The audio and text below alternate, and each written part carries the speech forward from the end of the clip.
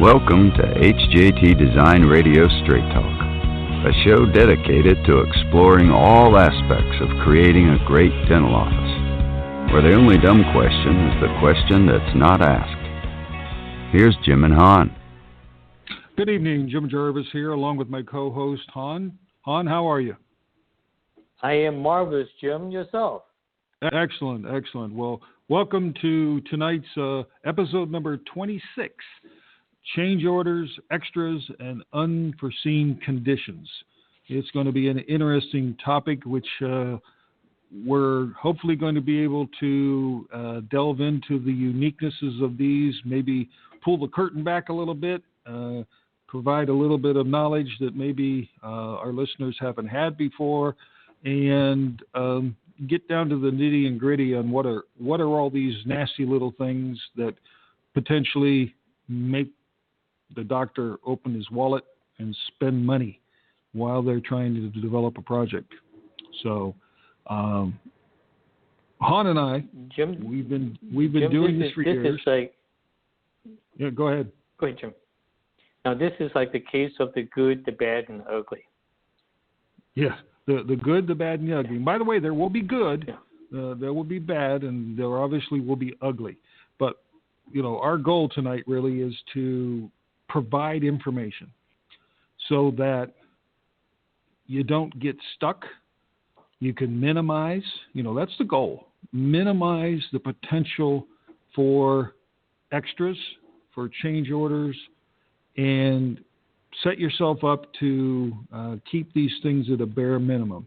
Now, way back in numerous other episodes, if you want to go back and catch our podcast, we've talked about a bunch of things, but you'll find in those that there is a discussion of things like the review process.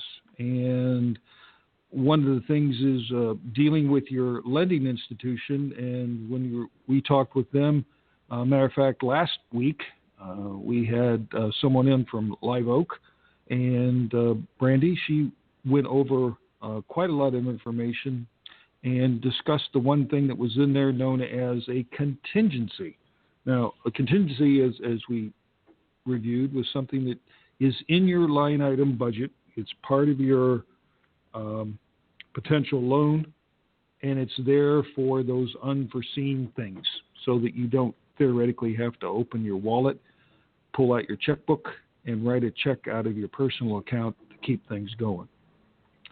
But like I was saying, Han and I have been doing this for years, so we have story after story after story of what can happen, what has happened, but mostly we want to make sure that you understand what you should be doing to make sure that you don't have an exorbitant amount of change orders. Now, there's never a perfect project that doesn't have some particular issue that has to be addressed. It may not cost money, but there are always issues, aren't there, Han? Always. You can't escape it. It just, that's the unforeseen. You can manage it, but you can't escape it. And that's our job. That's what we do, is to help to mitigate and minimize those issues. Sometimes Han and I look at ourselves as firemen with fire hats on, that we go from one fire to the next to make sure that the fire doesn't burn the house down. And that's fine. That's what we do and what we're paid to do, to deal with those little nitty-gritty little things that it's just natural for the construction business. We've talked before. Construction is a nasty business. It's difficult. It's expensive, but it's something that has to be done if you're going to create a new facility or renovate a new facility. And by the way, tonight's discussion doesn't really have any parameters. It's going to be whether you're building you're going to build something from the ground up on a new piece of property, or you're going to go into a retail center and renovate that, or like we've seen a lot lately, where dentists are going into business centers or medical office buildings and renovating those, taking over portions and turning them into their new dental facility. So it works for, it has the potential in any of those applications. So let's start with just the understanding of what is a change order. A lot of times, most people lump everything together as, well, that's just a change order. Any extra that happens on a project. Well, that's not really true. A change order, technically, is a request by your contractor for additional adjustments. Now, it could be a change order doesn't have a dollar cost assigned to it. It could be a $0, or it could be a extra, meaning you would pay extra money to make this change order move forward. Or there are a rare few, we've had them, where the change order actually results in money being credited back to you.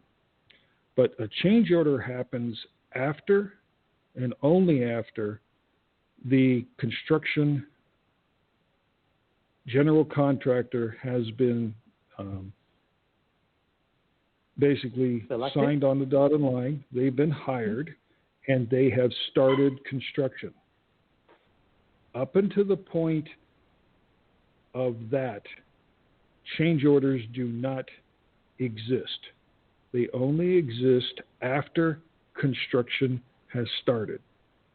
Now, and that's an important nomenclature and understanding, because it's actually a legal amendment to your contract that you should have signed with your builder. Go back to our other podcast and listen about things about what to do with your builder and the contracts and all that stuff, because in your contract there should be nomenclature and information that says this is what a change order is and this is how a change order is processed. And a change order has a very specific path that it has to basically travel to get to the point of being approved. Do not, please, and Han, you can probably relate on this many a times, do not just accept a change order from your builder, sign it, send it to the bank to be paid. How many times have we seen that happen, Han? Too many times to count, Jim. There's in that. Maybe I'm just jumping ahead of the game here. There is a check and balance in the process, regardless of whatever the procedure is. But in dealing with change order, there is a very defined process, so they protect the project and they protect the client, and it preserves the integrity of the design. At the same time, it tried to manage the cost. So yeah, we see it too often where the mistake or the interpretation is that it's equal to like an invoice. They need a little extra money, or they propose this change, and there's a little bit of money involved. They just sign off, and by signing off, that means you approved it, and that cost, whether it's justified or not, is now yours to pay. So it's not something that should be taken lightly. It should be reviewed and agreed upon. Otherwise, you're spending good money for no real logical reason. Right, because what you've done is meaning the owner has hired us as their representative as part of our service during the construction phase. And so all change orders have to be reviewed by the architect. They're reviewed by the architect. We will determine whether it's a legitimate change order or not based upon the contract documents. And there's numerous times when they're not legitimate change orders. And there are times when it's a legitimate change order, and here's the reason. The owner an explanation as to what happened and why it is a legit or not legit, and then we'll make a recommendation for either payment or denial. Then you would then transfer that over to your lender. Your lender will review it and review what we've said. And then once they are okay with it, then you review it, everything that you've gotten from us and your lender, and accept it or decline it. Once you've accepted it, then you pass it back over to your lender, and your lender then would pay the appropriate whatever, whether it's a check or whether it's going to be a credit to the contractor. Then the contractor should start the work, not before. Never, ever accept a contractor's attempt at a change order when they say, well, we've already done the work. We need this change order approved. Well, thank you very much, but why did you not go through the process and the procedures? That's always a big red flag. And, that's back to Han's comment about the good, the bad, and the ugly. And that's part of the ugly, because, you understand that being the builder should understand what the process is, should understand what they have to do to be able to get a change order approved. And so then it becomes a, proverbial fight as to whether it's an appropriate change order, its appropriate amount, and so on and so forth.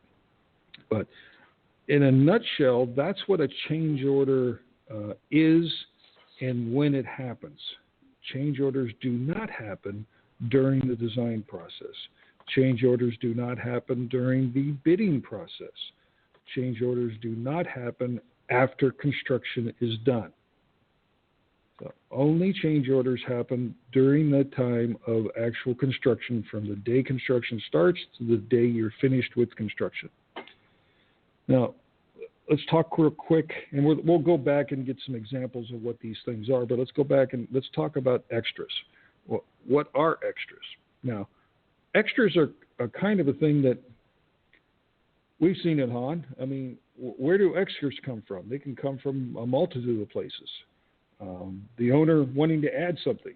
How many times have we seen that, right? Yeah. It could be a very simple, simple request. And it could be a extra that costs you in the thousands. And Jim, I think it's I think we're on the same page on this. Is that nothing happened unless it's in writing. Definitely. When you say, okay, because so often that the forgetfulness of you agree, they agree, or they thought you say something and you thought you say something else. It is a execution of agreed contract, so everything should be in writing. Even a simple request for change or extras, it all should be done in writing. It's pretty important that process actually put in place. Otherwise, it could lead into a lot of heartache and ulcers. Definitely. And extras come from everywhere. Extras can happen anytime during the complete process.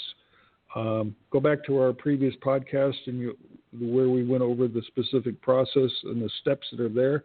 But an extra can happen literally from the day that you start with us as the architect, all the way through to a year after construction. You can have an extra, because that's the development process that has the potential. Let's say here's an example of an extra that happens early on. Let's say that we have been hired by you to do the design work. And the understanding is that you'd like to do a 10-operatory new build on a piece of property.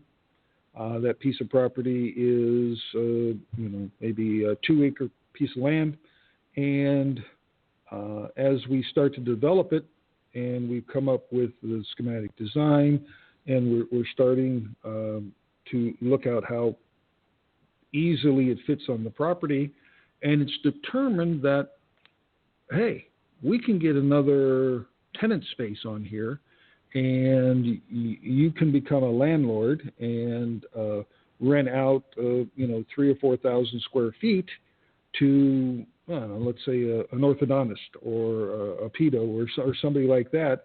And so you decide that, yeah, that's something I would like to do. Well, that wasn't in our original scope, and thus that wasn't part of our original fee. And so there is an extra there. We're doing extra work. That would have to be, of course, negotiated as part of the fee, and then once everybody agrees to it, then you move forward. Again, an extra is something that happens anytime, but it has to be agreed upon before the work is done. Never, ever accept an extra. Someone comes up to you, whether it's the architect, whether it's the builder, whether it's anybody, and says that, I've already done all the work and I want some extra money. They know the process. They understand that they need approval before the extra work is accomplished and begun, and that extra work is necessary. So extras can happen during construction. You can get in there and let's say you walk through with your wife or your husband and you say, I'd like to do this, or I'd like to do that. This adds to the project. It is extra. It's above and beyond what the original contract was. In that case, during construction, it would be an extra that leads to a change order. But it's what's called an extra, and that's the reason why the change order came about. Not because somebody made a mistake. It's because you added something. Maybe you decided you didn't want to have this material on the outside and you wanted to go with brick, for example, as opposed to siding. And you said, all right, well, we're under construction. We can make the change. We've cut it early enough. So it is an extra, which results in a change order. And I know this kind of sounds, I don't want to use the word complicated, and it's kind of the semantics of the words, but it's important that you understand what these things are so that you don't get caught because you misunderstood what was being said and accidentally or without the knowledge approve something which costs you a lot of money. What we're trying to do is make it so you have the knowledge that you don't get into a situation where your project is littered with extras and change orders that cost you additional funds and suck up that contingency. Jim? Yeah, go ahead. In terms of extras, of course you can try to do a lot of stuff to manage or minimize that. The only tool, one of the most important tools that are used to build build out a tenant space or build a brand new building is the tools that we create called the construction document and specification. When you say that is where details and information to give directions of what need to be done, what's our desire and expected, so that it minimize the misinterpretation of what was supposed to be installed or built, so that it minimizes the discussions of whether something is qualified as extra or not. Meaning that you can use a setup. You can have two sets of drawing, one that doesn't spell out anything, and the other one spelled out virtually everything. And the one that has more information is the one that manages and or minimize the potential for extra due to lack of information. That's a very, very good point. We have always been of the thought process that the more information on the documents, the construction documents specifically, the better it is for the owner, and specifically the less potential for misinterpretation of those drawings and documents by the builder, which directly relates to the potential for requests for change orders and wanting additional fees.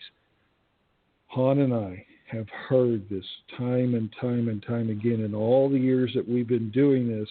How many times have we heard a contractor try to say, I didn't see that on the drawing, or I didn't know that was on the drawing?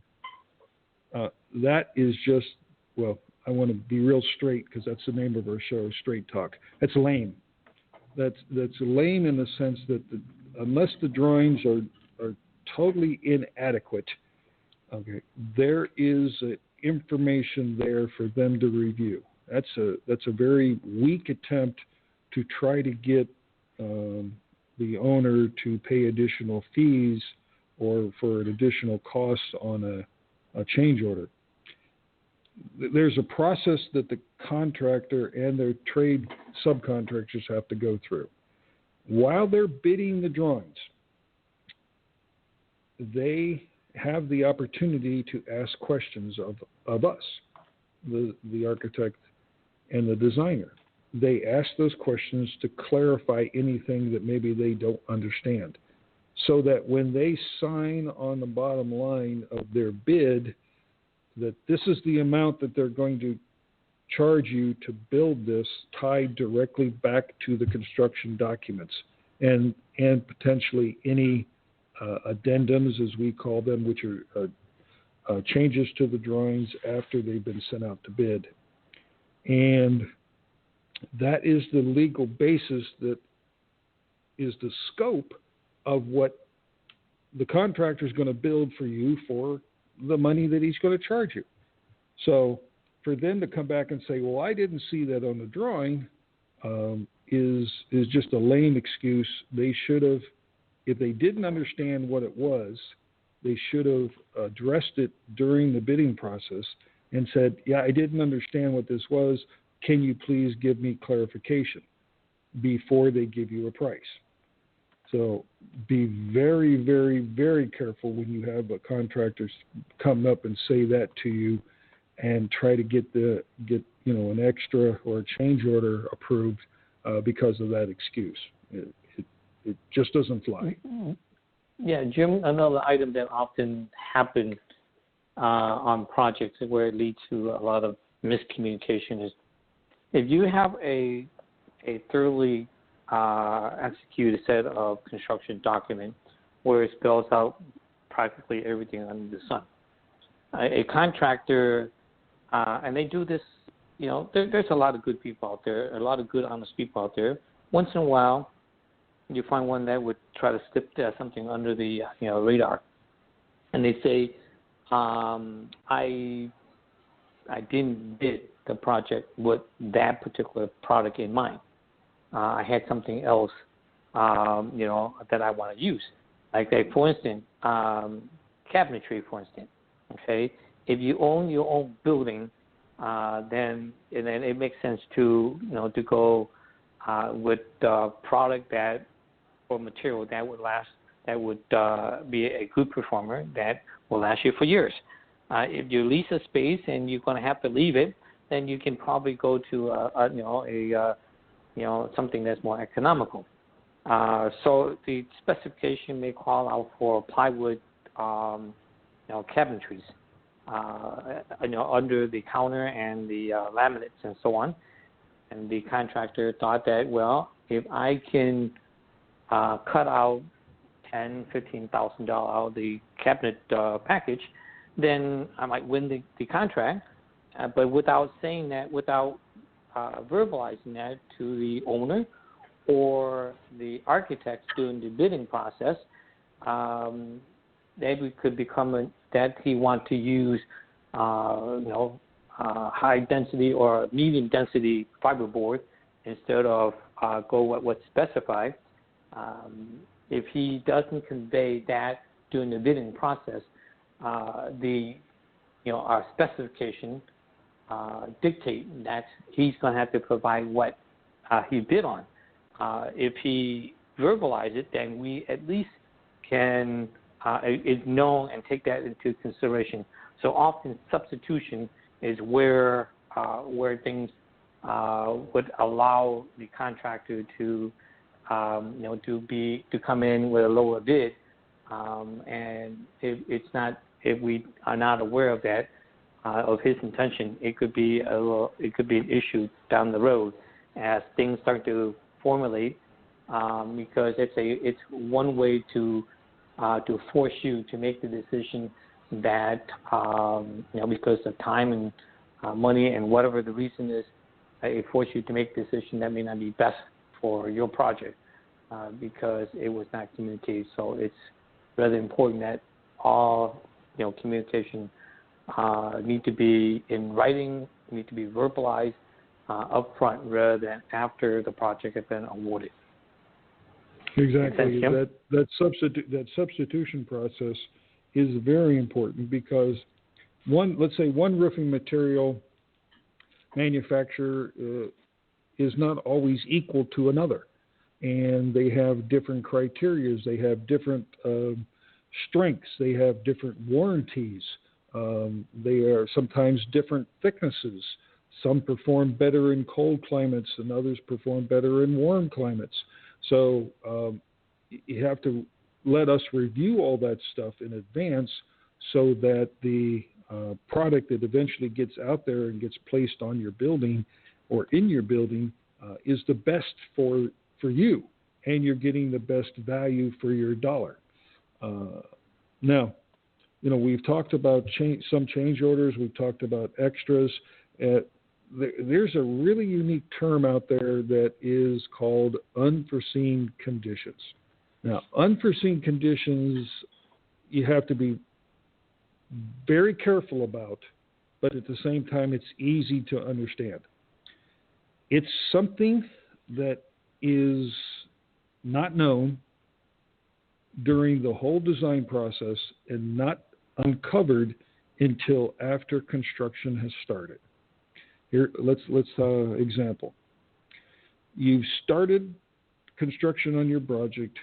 They're digging the foundations. Let's say it's a basement. You're digging the foundations. You've done all your due diligence. You've done it right. You've had soil borings going out, and they poked holes in numerous locations around the property. Everything looks good. Your water table is at a decent level. It allows you to put the foundations in. The drains are, been designed properly for that. You've got the right kind of soil conditions and that stuff for your design or your footers. But lo and behold, right in the middle of the building where you didn't poke a hole, because it's a big piece of property, you're not going to poke a hole and do a test boring every square inch. You hit a big giant granite boulder. Well, that's unforeseen. It is a legitimate change order. And that's why that contingency is there, is to take care of something like that. The builder, the general contractor, is entitled to extra money to remove that boulder. Or if you decide, and we've seen this before, I've seen it before, where they decide the boulder's too big to remove, so we're going to reduce the basement size so that we basically leave the boulder in place and build around it. Well, there's a couple things that happen with that. One, we have to change the drawings, so that's an extra for us because we have to do extra work. The builder has to then adjust the cost, which may be an add or a minus, or an add or a credit or deduct, because let's say you cut your basement in half. Well, you're building half of your basement that you anticipated to build before, so you might get some money back, a credit towards your project because of that. But that's what an unforeseen condition is Now, that can happen in a new build or it can happen in an existing. We've seen it in existing, haven't we, Han? We've seen it both. Yeah. For instance, let me see, Dr. Hunsinger at the HJT, bought a piece of land. It was an old automotive junkyard or salvage yard. They cleaned it up, and a large anchor store, grocery store, a Kroger was built. He bought the out parcel to build his practice. During the, so you assume that nothing was discovered during the construction of this, of the Kroger and the shopping center attached to that. So everything is good to go. On his his outlot, during the excavation, we discover, somewhere like 1,500 buried tires. That is unforeseen. Okay, he had to pay to have it removed because that was something that, that was buried. Nobody knows. The soil boring that Jim was talking about is, an actual testing of the soil strength, and that's usually done at the building, around the perimeter of the building, and maybe a couple of spots on the site. In this case, everything basically kind of that missed this pile of tires. So that was a brand new construction project, and we discovered that. It cost, I do believe, about $10,000 so to excavate and get rid of that. I think in the unforeseen issues are often discovered in existing projects, particularly old buildings, or projects where there is no existing construction documents or drawings to tell you where things is. If a building had been around for 50 years or so, or even less than that, it may have gone through a few modifications. Things get buried in the wall and what have you. And so you don't know until you take out the first wall, or peel back the carpet and discover that there's asbestos under that carpet, and so on and so on. So there's a lot of mystery in the construction world, and if you're lucky, you don't discover any of that. Those mysteries are usually not buried treasure. Those mysteries are usually a place where you spent more money. So unforeseen things are, you can't escape that. Hopefully you don't discover any of it in your project. Jim? Right. Yeah, existing buildings are prone for unforeseen conditions, and which could potentially result in a change order. Now, I have seen before where you have an existing building, like Han said, that has been added to and added to and added to. There are no existing drawings. There's really no way to determine specifically how something has been built. And the contractor goes in and starts to open up a wall and finds out that this roof system is not bearing properly on the existing wall. This is actually a case I've had on a project before. It wasn't a dental project, but it was a project, and it was an apartment project over in Pennsylvania, Carlisle, Pennsylvania specifically. And, they opened up the wall and found out that how in the world is this roof ever even standing up, because it's not bearing on the wall itself. And so that all had to be reworked and shored up and properly installed so that it could take the appropriate adjustments that were being made to it so that we could turn that building into apartments. So those unforeseen conditions which result in change orders can happen just about anywhere, but you do have a bigger chance of them in an existing building. But it's not always the case.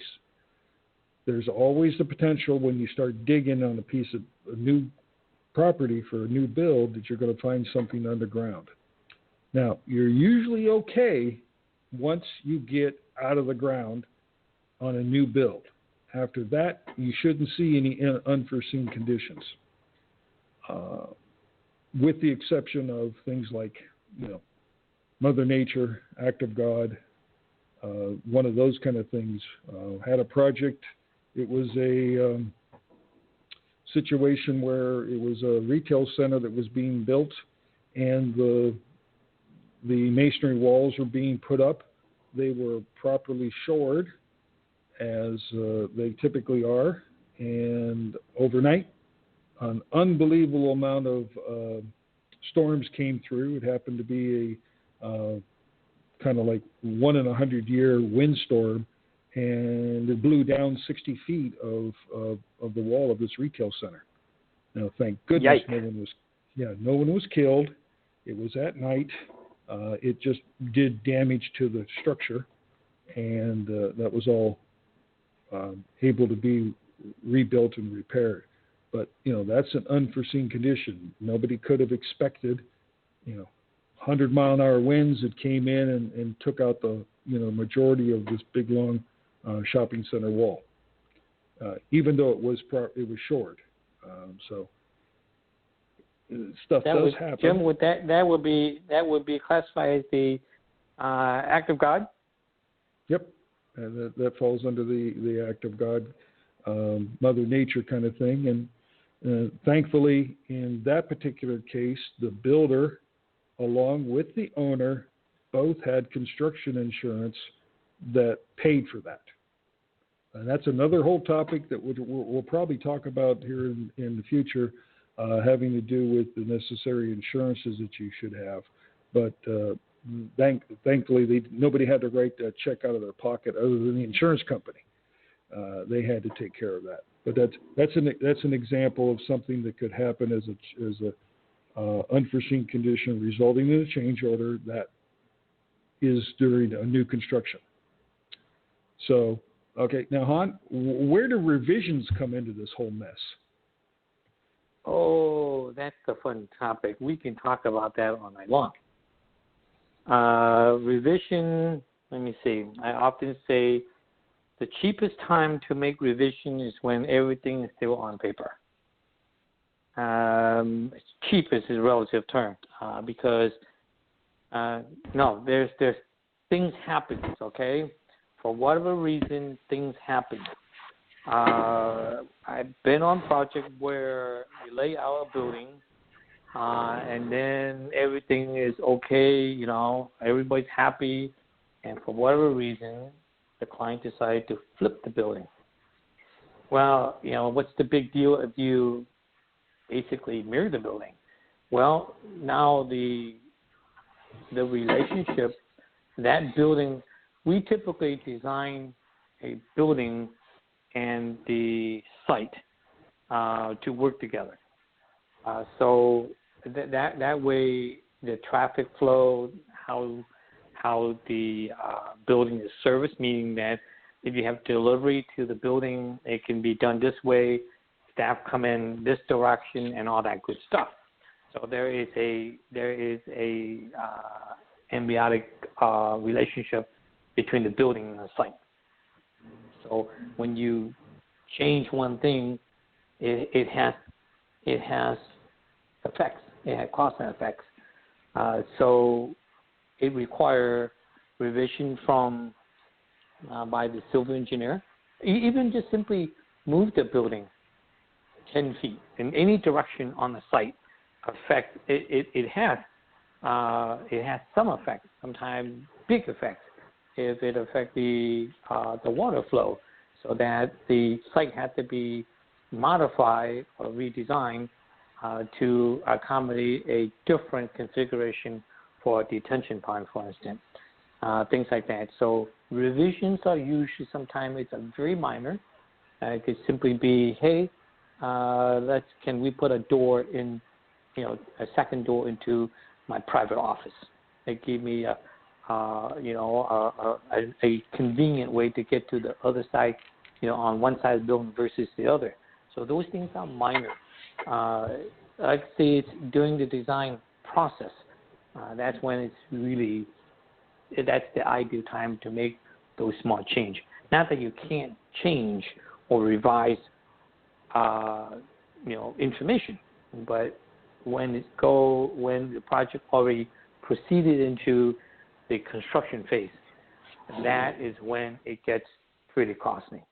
Hopefully, during the construction phase, that the change doesn't affect something that's already been built, because once it's built, then you have to tear it out, and then it depends on how extensive the change or the revision is. Then we need to, not just the architectural drawing, need to be updated and see how it affects the area that the change occur, and then once the architectural can pin that down, then the engineers, did it affect the plumbing system? Did it affect the heating system? Did it affect the structural system? And so on. So it has a snowball effect. So you try to minimize everything, revision as much as you can, unless it brings you big quantifiable return. Okay, so it's kind of, revision sometimes could be as simple as I discover something that I really want to put into my building, and I'm willing to pay for it. Sometimes revision is because we discover something in the process that requires for that revision. But it does, this is where change order comes in. The revisions trigger change order. Okay. Now, from a design standpoint, a revision can potentially trigger a change order, but if it's a revision, can also be during the design process up until the construction start, and that wouldn't result in a change order. That's basically a revision to the project, which then is addressed in the numerous ways depending on where you're at in the process. If you're in design drawings or building drawings, then it's just a change. It might be an extra for us to do extra work. It might not, depending on what the revision is. Once you're bidding, then it results in what's called an addendum to the drawing, so that the bidder understands that, okay, we've made a revision to the drawings. Make sure you catch it in your bid. Then after the construction has started, if there's a revision, then that would result in a change order coming from that thing. So you're right. It during construction, it will result in a change order. It's the fun stuff. Yep. Okay. It's sometimes it's necessary because things on paper are often, we try to work everything out based on the information we have. There's some projects that it's almost impossible to know what the thickness of the wall is in the existing building, or what's behind the the wall covering or the paint or whatever, until you actually go into the demolition phase. So sometimes revision are unavoidable, especially when you work on buildings that has virtually no information. Those are fun projects. If you entertain about buying in old buildings and renovate, you need to take into that consideration that there's more unforeseen. There may be more mystery involved in those buildings. If the buildings are historic, there's more in dealing with. But most of the time, most of our projects don't fall into the category. But those are extreme cases. So revisions are things that we have not. I'm pretty sure I can speak for both Jim and myself. We have not encountered any project where revision doesn't occur. None. Because it happens. Now, here's a prime example of a revision during the design process. Doing a addition for one of our clients, and he's putting on 2 additional operatories. Then it was determined through the process, before we've started construction, that these new operatories are actually going to become surgical operatories, and the doctor is going to be bringing in a specialist, an anesthesiast, that actually got involved in the process and looked at it and said, oh, actually, I would like to see 3 operatories, and also I need to have an office, and in that office I need to have the ability to lock up all of my materials for my portion of the anesthesia. So that's a revision of the process, which resulted in a bunch more space to be added on, but it was done during the design process so that it did not result in a change order or an extra. It just added to the scope of the project, and then it's off to bidding, and then they bid the whole project, and eventually this project will go under construction. So it's the way it's supposed to happen, and it didn't result in a penalty.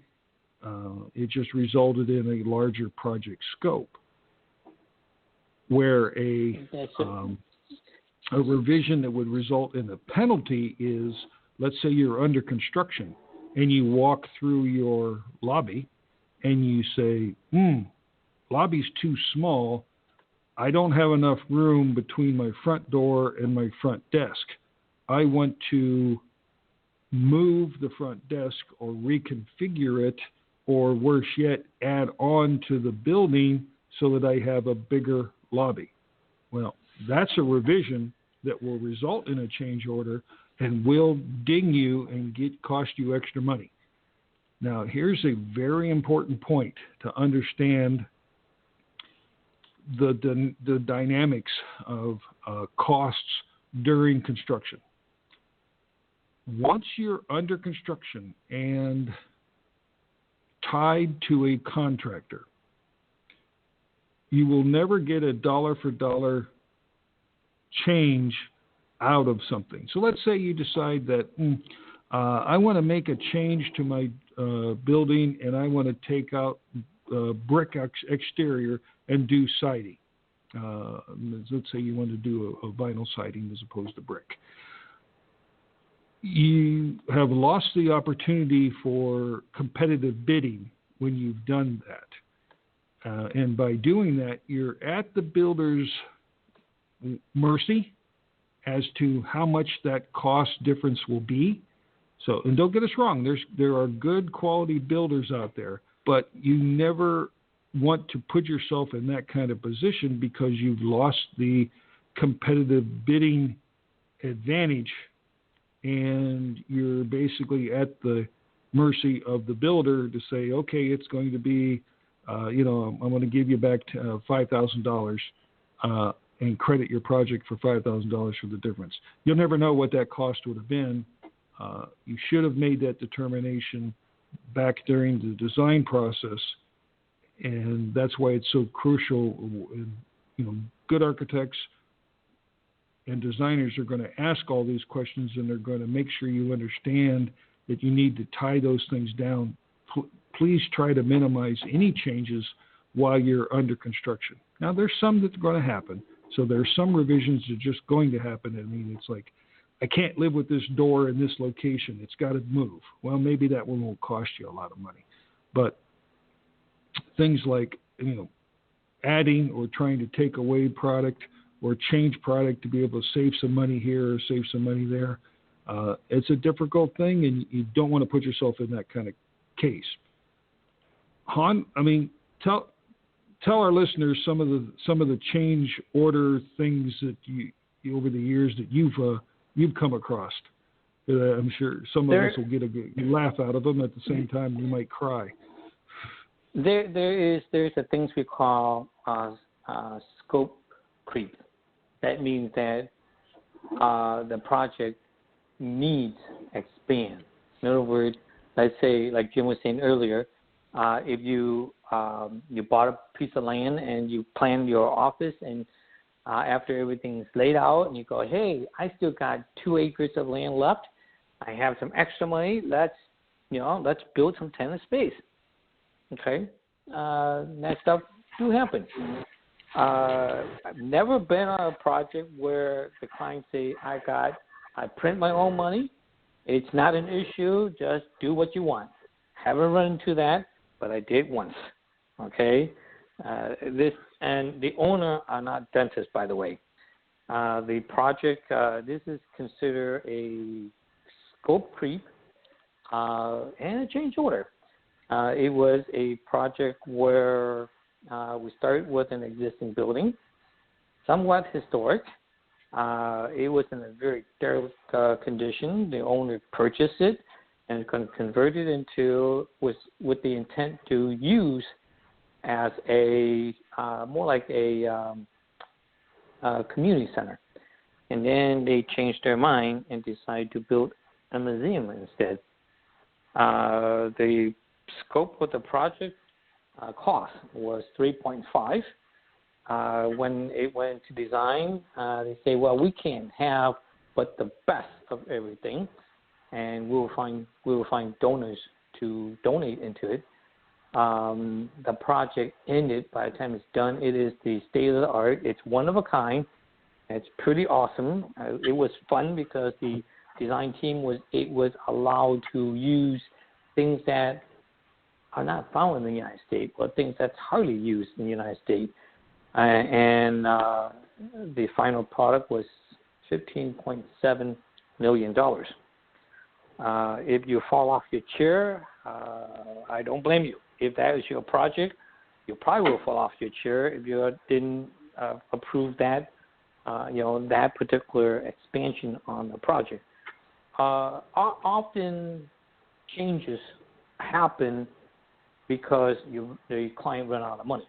It's very, very rare that changes to the project because due to a windfall, a financial windfall for the client. Often we hear about, or we are instructed that the project is in a very tight budget, and then we get surprises like, by the way, I would like to, instead of plastic laminate for my office, I'd like to upgrade it to this, this granite that I found in Sicily when we were vacation, and I'm having it shipped to the United States to put it in my office.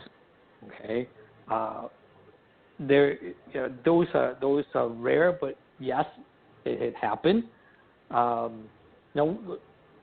There is horror stories, and I don't want to scare all of you, but when you buy a building or when you embark into a project, make sure that you secure the financing that appropriate to address any potential issues with the building you purchase. Sometimes it's just the land itself could be could have hidden issues. You can't do enough to make sure that all your I's are dots and all your T's are crossed. But contingency is something that you should have. Without it, you could find yourself in trouble. Your project will die in the water, and if you bought a building that you cannot do anything with because of lack of funding, it's a disaster. It's like you have an anvil around your neck.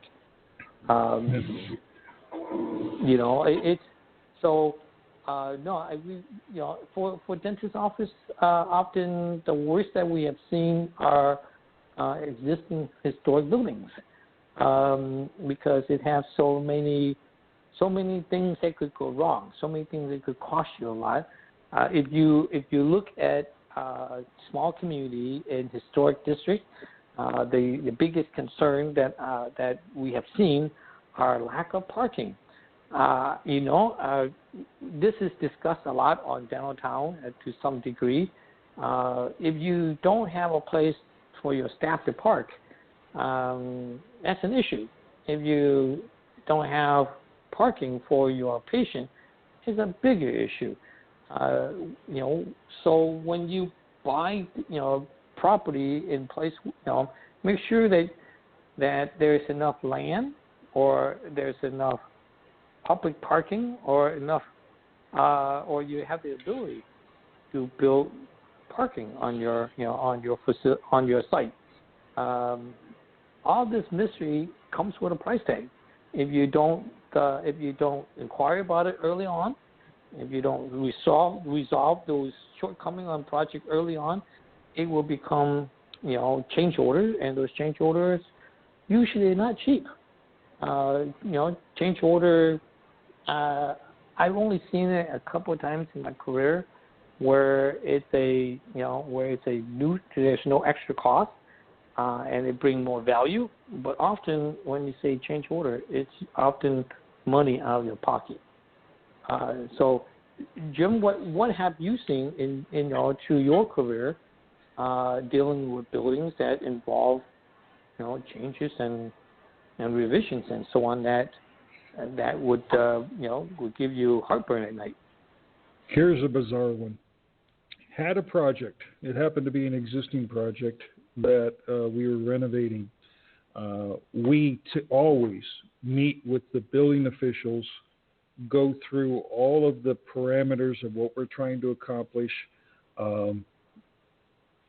Did that, reviewed everything. Everybody had an understanding of what was going to happen. In this particular case, it had to do with the fire rating of a canopy, and the exterior canopy construction type needed to be made out of a certain type of material. And they were allowing us to build it. As the process went through, the construction documents were created. The construction documents were turned into the building department. The building inspector retired. A new building inspector was hired, brought into the system, and they rejected the documents based upon the previous understanding by the previous building inspector, and we were held proverbially hostage by the new building inspector and his interpretation of that existing scenario, resulting in a canopy that had to be built out of metal and steel as opposed to being built out of wood, and, get this, had to be sprinkled. So an exterior canopy on a building that was built out of non-combustible material had to be sprinkled. Where is this, Jim? It was actually in the Central Ohio, and it was crazy. It resulted in an unbelievable amount of stomach acid, and going back and forth and trying to negotiate with the building official and so on and so forth. But eventually, it just had to be built that way, and it is what it is. Of course, it resulted in extras and some revisions.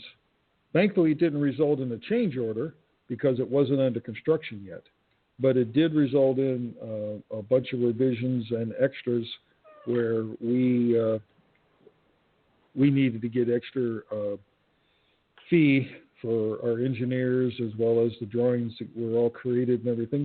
We had to go back and revise them all to show this new material and the new construction type and such. So, I mean, that's a bizarre case. Don't get me wrong. But sometimes these bizarre cases happen. And it's not because, we were bad architects. It was back when I was, in my previous life, when I was working for a developer over in Akron. But, it's like, it wasn't because we were bad. We did everything right. We had all the reviews, everything. And the building official was all happy with it. It's just a matter, he didn't tell us he was retiring, and he didn't memorialize it in stone And then the new guy came in, the new sheriff came in and said, nope, not on my watch. So it's, sometimes crap happens, right? Yeah, a lot of time conversation, building official, especially if you have not submit the drawing for an official permit review yet.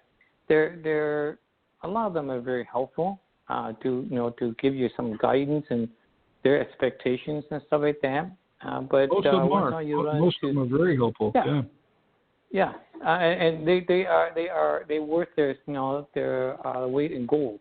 And then once in a while you run into one that will not commit to even bother to return a phone call because for whatever reason it's like I don't understand.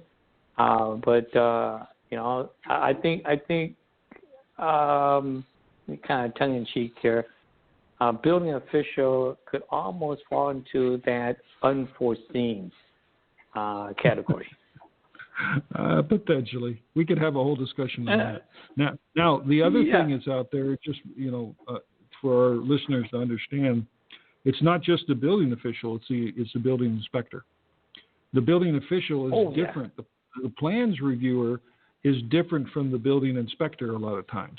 And so the inspectors come out and look at these things.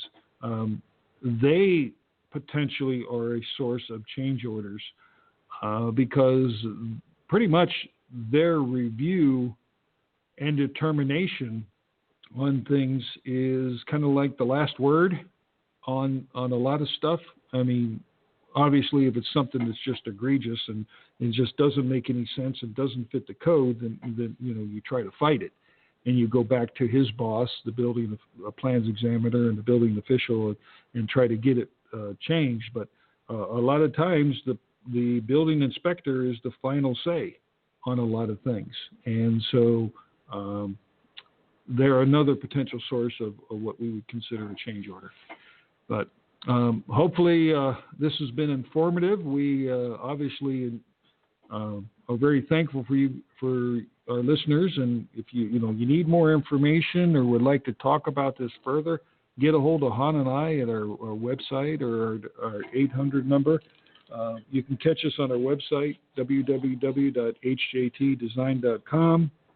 Our toll-free number is 866-213-1268, and we're here to answer questions and hopefully at least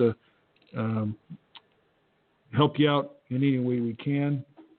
Again, very thankful for you listening to us tonight. And Han, anything you'd like to add to the list of all the fun things we talked about tonight? I can't believe that an hour has just flew by. Yeah. Right? And I think what I'd like to add is, as you approach or consider planning a project, do your research, find out what you like, you don't like, share that with your team to avoid costly changes, revisions, change orders, and stuff like that. Be informed of the things that you want. Decide on it and stick with it. That always helps because you can't. It's like having a patient that come into sit in your chair for a treatment plan, and you're going to have a crown,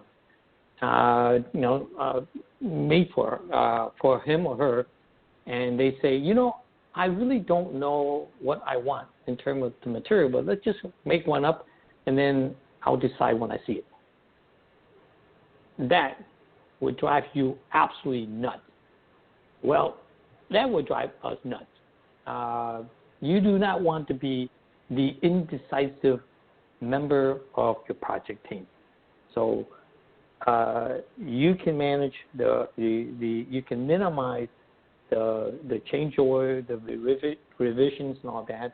If you do your research, get informed, ask the questions and all that, so that when you move forward on a project, you make the right decision. That way you can lead your team forward without too much issues too much extra unnecessary cost.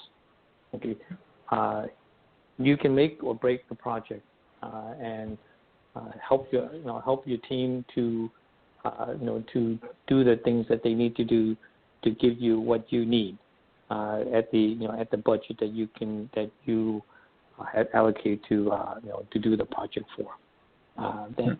Jim, I am pretty much done. Yeah, I would say the only thing that I'd also add is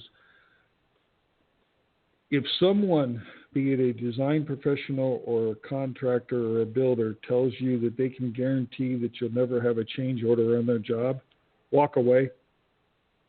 Run. Because that is not it's something that can be guaranteed.